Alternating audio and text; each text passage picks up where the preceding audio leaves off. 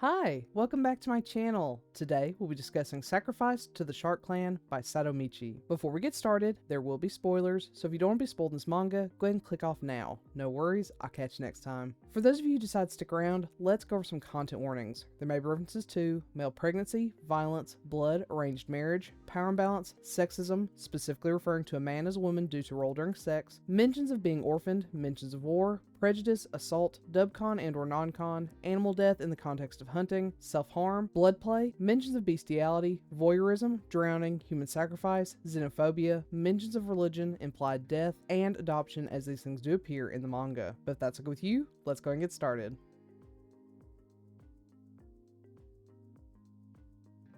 Aval is part of the mysterious Tangata clan. They are a tribe made up entirely of men, yet they are able to procreate just fine. How? Their anatomy goes through a change. When they reach adulthood, they are paired up to battle one another. The winner wins the opportunity to be a male, while the loser becomes a female. Then, when they have their first intimate experience, the bottom becomes a female and can get pregnant, while the top remains a man. This tradition has kept the clan going for generations. However, there is an unfortunate ending to these festivities. The weakest person among all of the combatants is expected to be handed off to the Miyaru to become a bride. The Miyaru are equally as mysterious as the Tangata, as their members are said to have shark blood in their veins. It's a terrifying prospect to be traded off to such a violent and terrifying group, but it must be done for the sake of the Tangata clan. So, the two clans live under this tenuous relationship. Aval has no doubt he won't lose his fight, as he has been trained since childhood to take on the role of chieftain of his clan. But all that changes when out on a hunt, he encounters a vicious tiger. Aval is holding his own, but just barely, until a member of the Miyaru tribe appears and helps drive off the beast. The two take refuge in a cave where the Miyaru man helps Aval nurse his wounds. But the scent of blood is in the air, and a man with shark blood can't resist such an alluring scent. So, after a passionate moment in the cave, Aval is now a female, whether he fights or not, and he resigns himself to taking the role as an offering. Though his father is furious, he has no better option, so he sends his son off to the Miyaru clan. Aval is ready for the worst, though he takes some comfort when he realizes his husband is none other than the man who changed his life in the jungle. Things are strange and frightening, but it's nowhere near what Aval expected. Maybe this new life won't be so bad.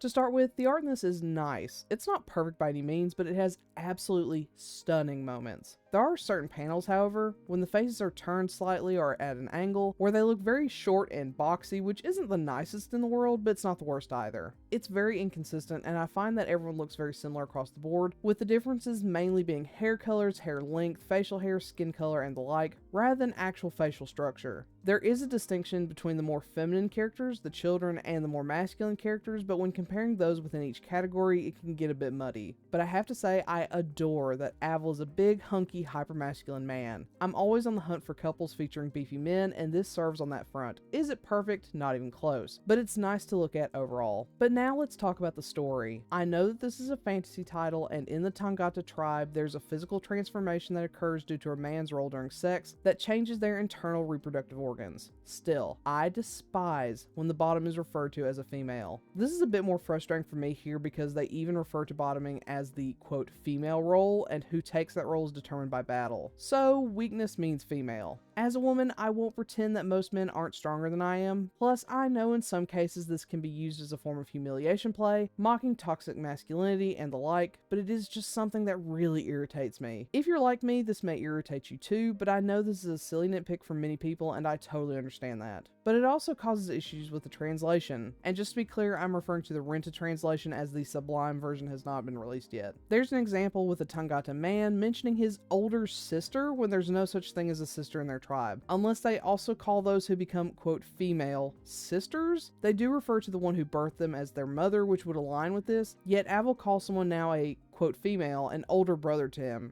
It's very inconsistent, and it's just not a good move overall. It's more confusing than anything in my opinion. I think this could have worked better if the Tangata people had been explored more, but their tribe and how it functions beyond their relationship with the Miyaru tribe are all very superficial, which is unfortunate. We do get a bit of an info dump regarding the history of the tribes that explains why they exist. Still, it does little to explain why the traditions occur to begin with, what the purposes of completely separating the tribes and keeping this all a secret, etc. It all just feels not nonsensical and left me with more questions than answers, which was disappointing. Before I close out this review, I do want to point this out for my fellow degenerates out there. Double penis. I didn't know sharks have two, but I know now, so this is as much an educational title as it is a smutty romp. Really though, the sexy time is fun. We see them do it in fully human forms, with Tukiri in his shark form, and these two have some delicious physical chemistry. If you're just looking for interesting smut, that includes some level of blood play, just to be clear, this is a good one.